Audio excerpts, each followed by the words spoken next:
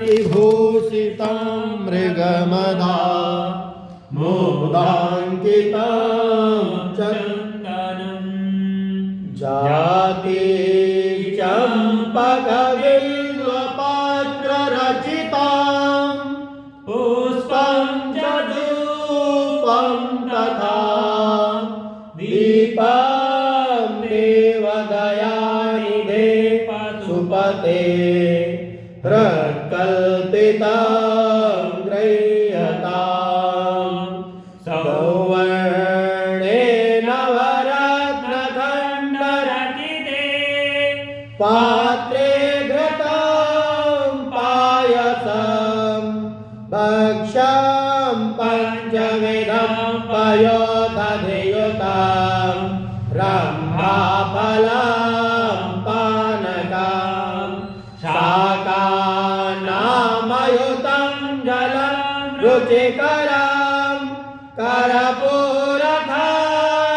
कर्पूरखण्डोज्ज्वलं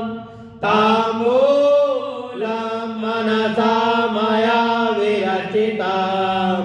भक्त्या प्रभो स्वीकुरु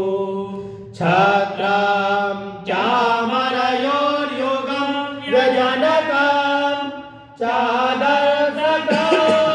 निर्मलं वीणां मृदङ्गकाहलकला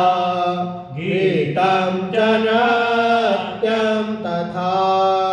साष्टाङ्गं प्रणतिस्तुतिर्बहुविधा होतत्समस्तमया ताम्बूलसङ्कल्पेन समर्पितं तव विभो पूजां ग्रहाण प्रभो आत्मा त्वं गिरिजामति सहचरा प्राणशरीरं ग्रहं सौजाते विषयोपभोगरचना निद्रा समाधस्थिते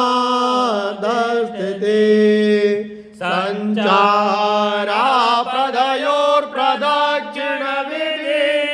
स्तोत्राणि सर्वागिरो यत्कर्म करोमि तद्वलं शम्भो तवाराधनम् कृतं वा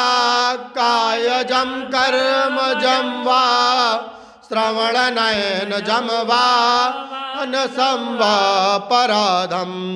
विहतमविहतं वा सर्वमेतत्क्षमस्व जय जय करुणाब्धे